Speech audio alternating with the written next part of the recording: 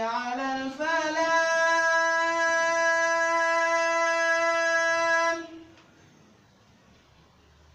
حي على الفلاح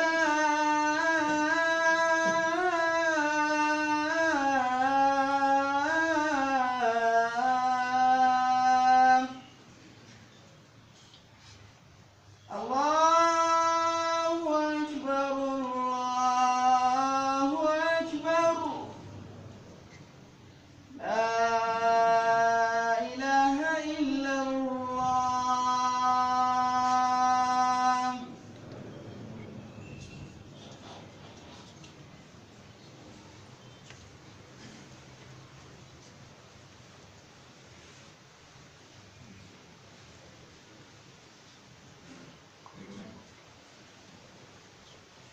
إن الحمد لله نحمده ونستعينه ونستغفره ونعوذ بالله من شرور أنفسنا ومن سيئات أعمالنا من يهد الله فلا مضل له ومن يضلل فلا هادي له وأشهد أن لا إله إلا الله وحده لا شريك له وأشهد أن محمدا عبده ورسوله وخيرته من خلقه وحبيبه صلى الله عليه وعلى آله الأخيار وصحبه الأبرار والتابعين من تبعهم بإحسان إلى يوم الدين أما بعد فإن أصدق الحديث كتاب الله وأحسن الهدي هدي محمد صلى الله عليه وسلم وشر الأمور محدثاتها فإن كل محدثة بدعة وكل بدعة ضلالة وكل ضلالة في النار عباد الله اتقوا الله عز وجل واستحيوا منه حق الحياء واعلموا أن الأدب مع الله عز وجل يوجب الحياء منه وإن الحياء دليل صادق على تربية الإنسان المستقيمة وهو يبين قيمة إيمانه ومقدار أدبه مع الله عز وجل درابيتي الله عز وجل اللي ترى مولين حياء كيجي من ويعفنين ذنوباجي من en dotora Allahu azza wa jalla rena men sharu nafsu men e kallude kuude men mo Allahu azza wa jalla handiti wala majjino mo Allah handuten mo Allahu azza wa jalla majjini wala handito mo Allah rena be majjine go en do sedi wala defte do sina Allahu azza wa jalla kanko tan defte be gonga wala kawti dawade wal mako en do sedi annabi Muhammad sallallahu alaihi wasallam dum jiado mako dum nelado mako dum suftado mako atakle mako e beldi dawa mako Allah sala do annabi Muhammad e do alal mako suftabe e sahabul mako labbe e tokkibe dawol annabi be mbode nga hande dergal باودن ولا كو غودي ابول بنا قران ولا كان قرتا كان النبي محمد صلى الله عليه وسلم ولا كو غوري حلو بي ادم جو ريبيرتا الله بنا hunde wiete de bida kala hunde fuddade bi adama jo rewiri Allah annabi jo andande kanje wiete dum bida kala bidiya pat bo asima dum majjere e kala majjere pat fodani be yara beete wal iyaz billah jiyabe Allah kuli Allah azza wa jalla semtemo banano hani Allah may o semtire ande needi hakku needi bi adamajo needi je wonata ko bi adamajo be mutagi modo do wajibi bi adamajo may o semta Allahu azza wa jalla ngam semtede do dum dalila gondudo do dabiya bi adamajo do lawol dartingol e non bodum do holla do imana ko bi adamajo dum do wangina kanyudo daraja imanu goddo e qima imana ko mako e needi mako be Allahu azza wa jalla derdabe islama kafuma kadum dina Allahu azza wa jalla dum dina Allah ka Allah yedani himbe asamanti mako be himbe leddi mako dum dina mobgal annabi alayhi salatu wassalam ngenda bibbe adama daga be fuddi ha daga en fu be fotani ngenda mabbe bosa woda yaha sete be tokki dina islama ngam dina islama do dum do wodani kala wakkati pat e kala himbe pat e kala zamanu pat dina islama dum kala maka pat dum dina needi dum dina yide dum dina derdago annabi sallallahu alaihi wasallam e islama may wasi tokkibe dum be mara needi be mara semtede islam wadi ko tidimgol je wonata ha julbe do kanyu wete semtede imam malik fi hadith rasulullah sallallahu alaihi wasallam o wi inna li kulli dinin khuluqan wa khuluqul islam al haya kala dina pat do mari dikkol gol be mantirta be magol dikkol islam ka dum semtede derda be imana ko do kanyu woni alaga botka wonata ko de jiado be jawmi ko don der alaga maydo bi adamajo sena nafsu mako o wo'ina gikkuji mako o wo'ina kuuɗe mako o mara needi be Allahu azza wa jalla mo tagi mo ɗo de o ɓi adamajo mbaɗɗo hakkilo o laara nema jawmirawo dow mako o laara bo tilmugo nemaji jawmirawo subhanahu wa taala dow mako to o laari baniɗo nden kam waɗan mo o lisma needi be Allahu azza wa jalla o tefano Allah ma yerditamo nga ha o nema ko Allah hokkimo ɗo kanko bo o yetta Allahu azza wa jalla be maka ko Allah waɗi mo mboni ɗo kanko bo o inana needi be Allahu azza wa jalla ndeka ko non ɗo o sena hoore mako tatani Allah ma yi'a mo hano kure hadi mo o sena hoore mako tata Allah ma umra mude o wi'a waɗatande derɗaɓe ɓi adamajo ɗo o laara kanko ɗo no fuɗɗiri daga o toɓɓere mani o warti ɗum he'ere iyam o warti ɗum tayre ɓawo ɗum iyam nasti toon ɓawo ɗum yonki nasti toon ɓawo ɗum wurti duniya o wari duniya ɓawo ɗum go tawruji feere Allah wadi yide mako aberde ba mako be dara mako be ayni mo daga hude mereno kuje tan foti nyamo timminamo be ayni mo ha wayo walan umman o joda ha bawon umman o dara ha o yaha ha warti goddo gonga do pat Allah mo sakkini yide mako ha berde saroji mako derdabe bawon Allah ma yofidi mo be hore mako tibi mo kala ko tagi pat ngam ma tefunu a woni do duniya do amma ndanu miidi a wona derdabe Allah ma ettani mo kala ko andi pat derdabe to wol wan nema jawmiraw do bi adamajo Allah wani ta udu ni'matallahi la tusuha to ni non wiol limta nema jawmiraw bi Allah wada nem kaza Allah wada nem kaza afuta alimta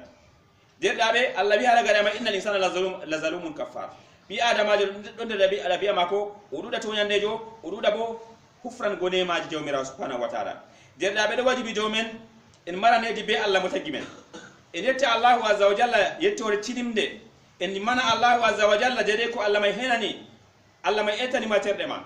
wadi ma bawo tagi ma bi adamaji do wadi ma terde ma do ando a jullo a andi bo Allah azza wa jalla yetu Allah be nema mai e non bo Allah mai wadi ma do ada dayti gedde andi do gedde la bada taton derdabe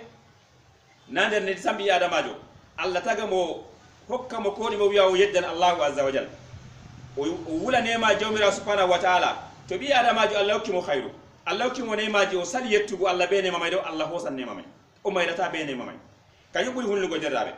derɗaɓe ɗo nder fahin ko watta ɓi adamajo wajibita ɓi adamajo mara needi be Allah ɗo kanko ɗo anda Allahu azza wa jalla ɗo wondi be mako ha kala nokkure pat o anda bo Allah may ɗo andi banguɗum mako be suuɗoy ɗum mako o anda bo Allah may tagi mo andi ko numata nder ɓernde mako Allahu azza wa jalla no limse mako ɓurata no ɓadiri ɓandu mako ɗo Allah ɓuri noon ɓadugo mo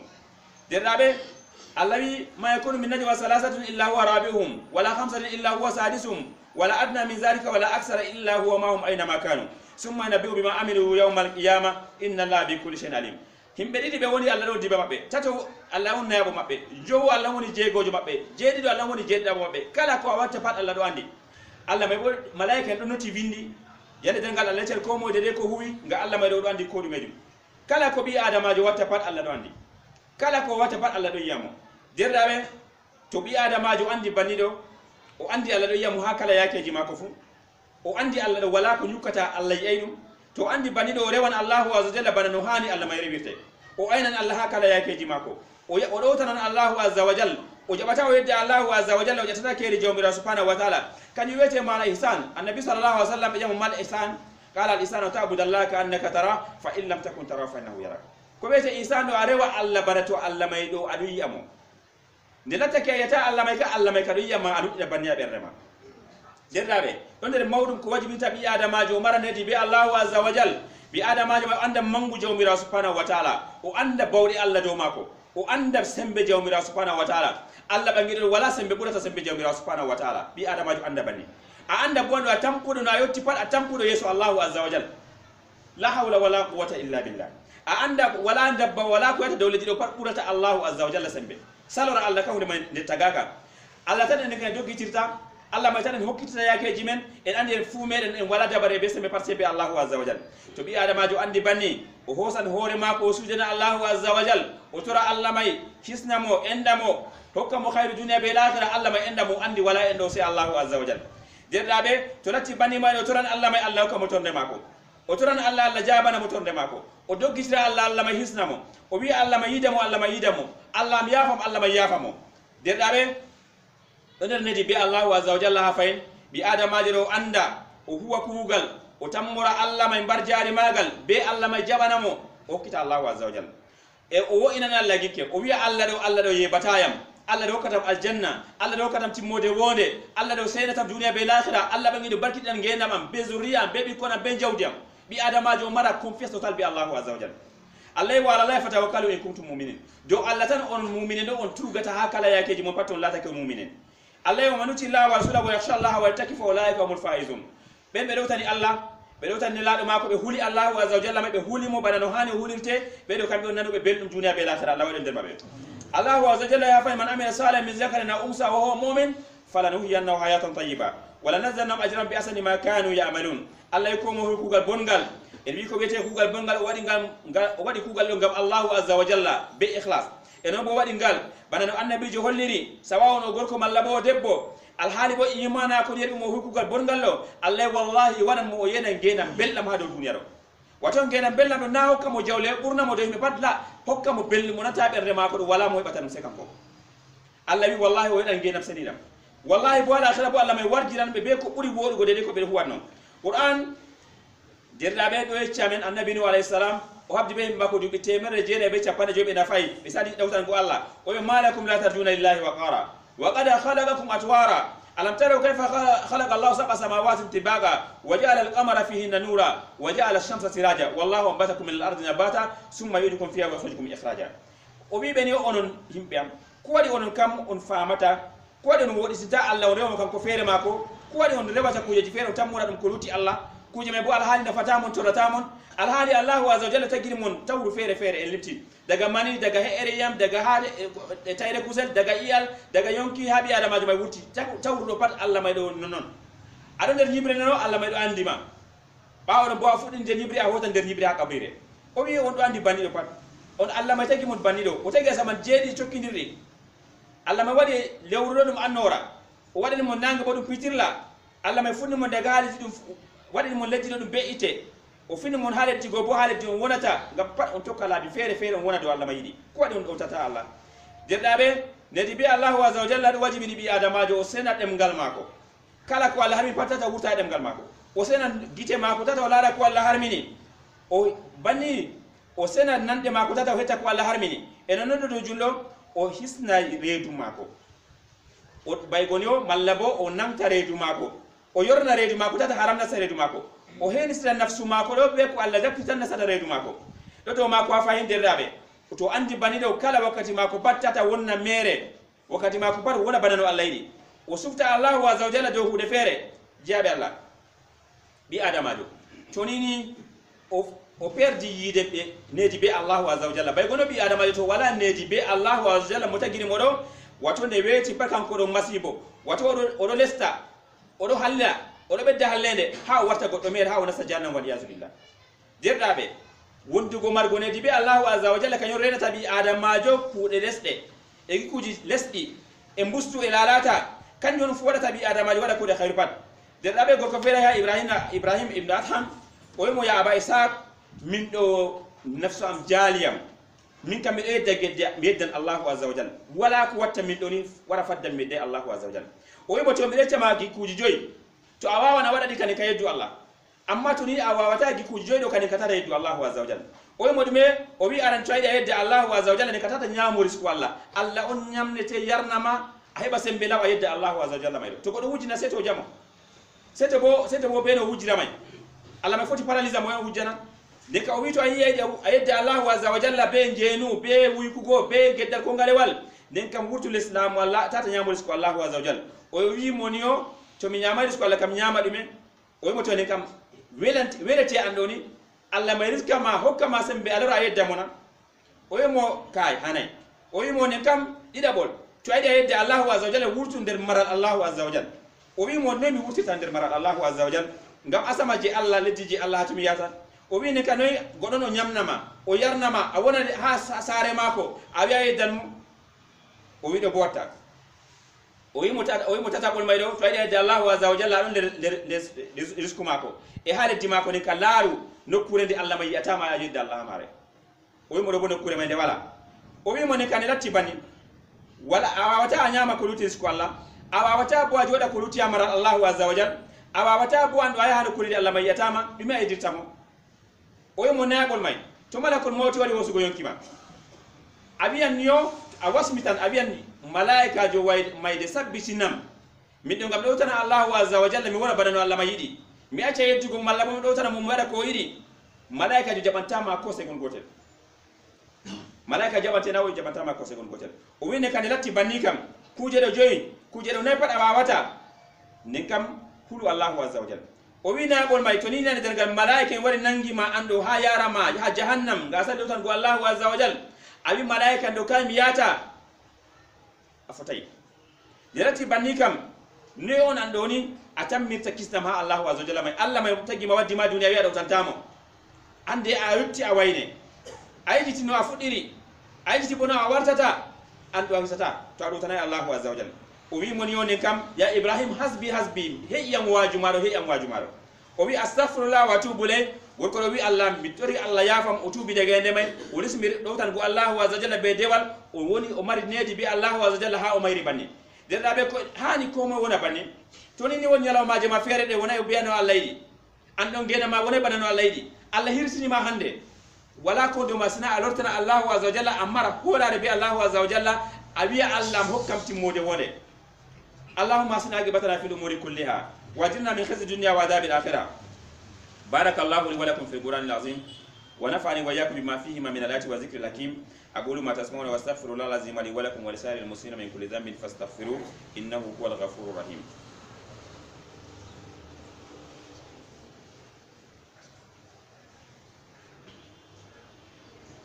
الحمد لله حمدا كثيرا طيبا مباركا فيه كما يحب ربنا ويرضى واشهد ان لا اله الا الله وحده لا شريك له واشهد ان محمدا عبده ورسوله صلى الله عليه وعلى اله واصحابه ومن اهتدى بهديه واستنى بسنته الى يوم الدين dirabirati Allah azza jalla yitore seni ne dunde barkidinane banan Allah ma yidata banano Allah ma yerdata ende sedi wala de tere sina Allah azza wa jalla kan godan de tere be gonga wala kawtida wade wal mako ende sedi annabi Muhammad sallallahu alaihi wasallam dum jiado mako dum nulado mako dum suftaro mako tagle mako Allah wa salatu annabi Muhammad e do alul mako sahabon mako e tokkibe kanda annabi hani dengal dirdabe dum der yettugo Allah azza wa jalla bi adamajo yetta Allah azza wa jalla o semta Allahu azza wa jalla do yaake unumata o yeddan Allahu azza wa jalla do hani o semta Allahu azza wa jalla hani bi adamajo gonda tubu be Allahu azza wa jalla o gonda ha tubu do Allahu azza wa jalla o gonda ha holugo mo holare tilimde Allahu azza wa jalla o tammura Allahu azza wa jalla o tammura mo wi Allah may endal mo Allah may do yidi mo o hula Allahu azza wa jalla o hula yangade Allah be masiboji Allah enen bo o wo'inana Allahu azza wa jalla gikke ha wodugo ina gunnugo ina jawmira subhanahu wa ta'ala enon bo kalta jomira subhanahu wa ta'ala do wiyete needi bi adamajo be Allahu azza wa jalla bi adamajo dede ba o jogitirta diina mako o jogirta hoore mako be needi mako be Allahu azza wa jalla daraja mako bantata ha Allahu azza wa jalla daraja mako bantata Allahu azza wa jalla teddenga Allahu azza wa jalla warana mo to huli Allah o holi Allah o wondi be Allah Allah wada mo der walen Allahu azza wa jalla dum yake may Allah wi to goddo warti walajo mako do Allah may renan gidde mako Allah may renan noppi mako Allah renan terde mako Allah renan mo kala yakeji mako fu derdabe do on bi adamajo mari haaji ha Allahu azza wa jalla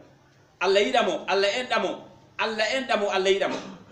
to ado yidi Allah ha warta Allah may yidama derdabe bi adamajo ko mari haaji do latta ko abdan rabbaniyan jiya don wono banan Allah may yidi don ko bi adamajo juldo pat mari haaji derdabe ku je don ha der duniya do kuje don dum masinde wara fadda bi adamajo esta bi adamajo wada mo yita Allahu azza wa jalla wajita mayde don der may nafsu mako umra mo hallende nafsu bi adamajo umrata mo ko nafata mo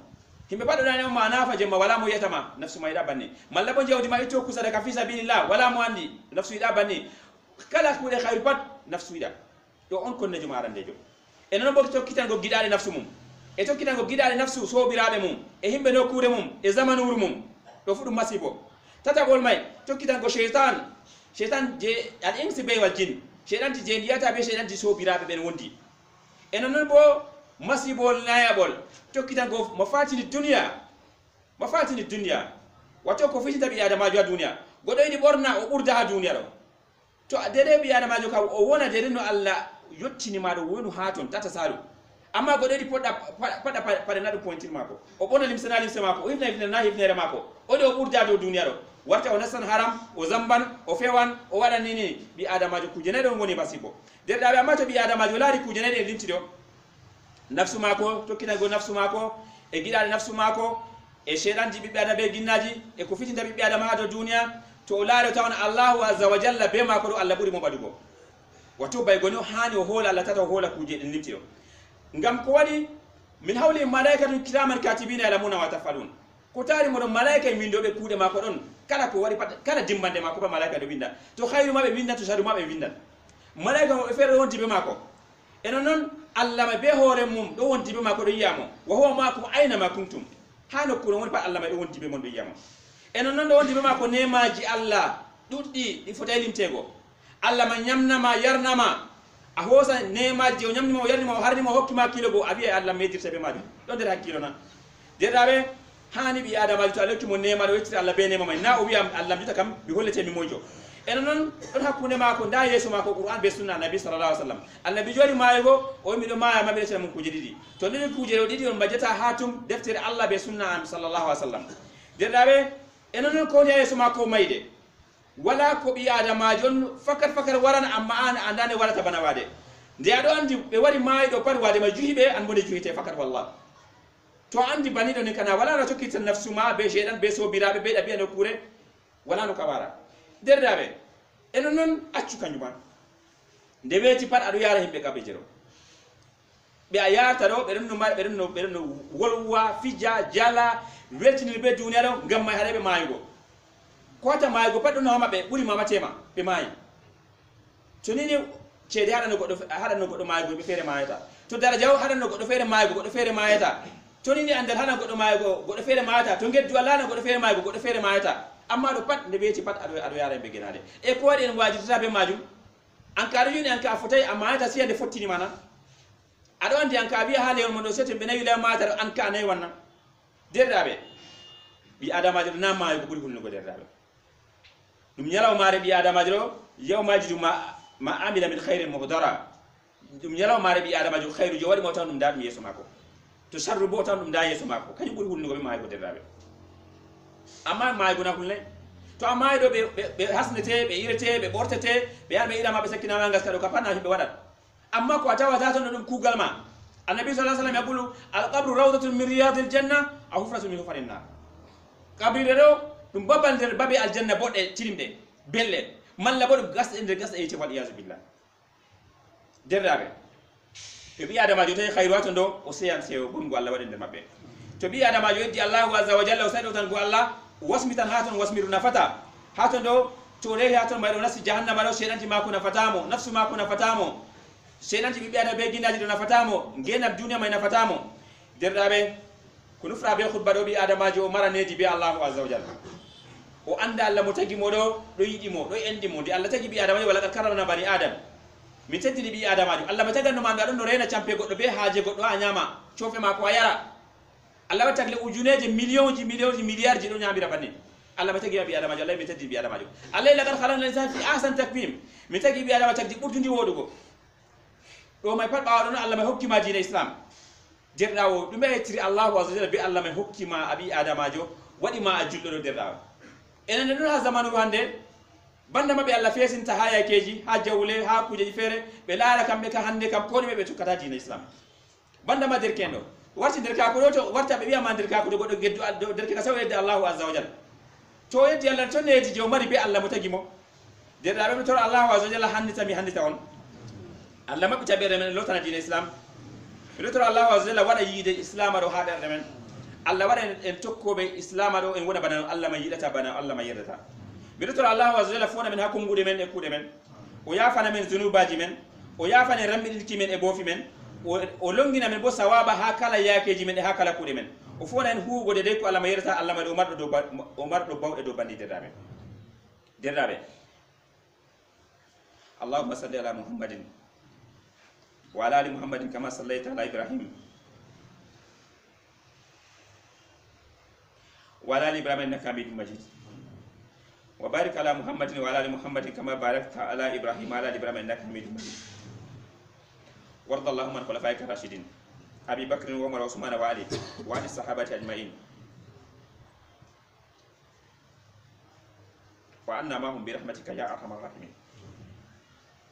اللهم اعز الاسلام والمسلمين في كل مكان واذل الشرك والمشركين في كل مكان ودمر اعداءك اعداء الدين في كل مكان يا رب العالمين اللهم امنا في اوطاننا واصلنا واحفظنا اللهم اغفر في قلوبنا رجاءك وقت رجاءنا امن سواك اللهم اغفر في قلوبنا رجاءك وقت رجاءنا امن سواك يا رب العالمين اللهم اغفر في قلوبنا رجاءك وقت رجاءنا امن سواك يا رب العالمين حتى لا نرجو احدا غيرك اللهم انا نسالك ايمانا ثابتا ويقينا صادقا وقولا صادقا حتى نعلم انه لم يصيبنا الا ما كتبت لنا يا رب العالمين اللهم لا نهلك وانت رجاؤنا احرسنا بعينك التي لا تنام وبركنك التي لا يرام اللهم اكشف عنا وعن المسلمين كل بلاء وشدة وضيق اللهم اكشف عنا وعن المسلمين كل شدة وضيق وبلاء في كل مكان واكفنا والمسلمين ما نطيق وما لا نطيق اللهم فرج عنا والمسلمين كل هم وغم وبلاء وأخرجنا والمسلمين من كل حزن وكرب وبلاء. اللهم يا فارج الهم ويا كاشف الغم يا مجيب دعوة المضطرين يا سامعا لكل شكوى احفظ إيماننا وأمتنا وأمننا وديننا. اللهم احفظ لنا ديننا وإيماننا. اللهم إنا نسألك فرجا قريبا للمسلمين في كل مكان. اللهم إنا نسألك فرجا قريبا للمسلمين في كل مكان وصبرا جميلا للمستضعفين في كل مكان. اللهم وفقنا لما تحب وترضاه من الأقوال والأعمال الظاهرة والباطنة. اللهم وفق المسلمين إلى تطبيق شرعك واجتماع إلى سنة نبيك صلى الله عليه وسلم وسعي في إصلاح أحوال المسلمين يا رب العالمين. اللهم فرج هم المحمومين ونفس كرب المكروبين واقض الدين عن المدينين. اللهم أعذنا من مضلات الفتن ما ظهر منها وبطن يا رب العالمين. اللهم ارزقنا عند حدوث الفتن التمسك بكتابك وسنة نبيك صلى الله عليه وسلم. اللهم حبب إلينا الإيمان وزينه في قلوبنا وكره إلينا الكفر والفسوق والعصيان واجعلنا من الراشدين يا رب العالمين. اللهم انصرنا ووفقنا لما فيه الخير والصلاح إنك جواد كريم. اللهم اغزل في قلوبنا رجاءك. اللهم رحمتك نرجو فلا تكلنا إلى أنفسنا طرفة عين ولا إلى أحد من خلقك ولا أقل من ذلك. واصلنا سننا كلها يا رب العالمين. لا إله إلا أنت سبحانك إني كنت من الظالمين. اللهم أصلنا ديننا ودنيانا وآخرتنا. اللهم ارض عنا وعن والدينا وآبائنا وأمهاتنا وجميع المسلمين الأحياء منهم والميتين إنك على كل شيء قدير. ربنا ظلمنا أنفسنا وإن لم تغفر لنا وترحمنا لنكونن من الخاسرين. ربنا آتنا في الدنيا حسنة وفي الآخرة حسنة وقنا عذاب النار. عباد الله اذكروا الله العظيم يذكركم واشكروا على نعمه يزدكم ولذكر الله أكبر والله يعلم ما تصنعون. وأقم الصلاة.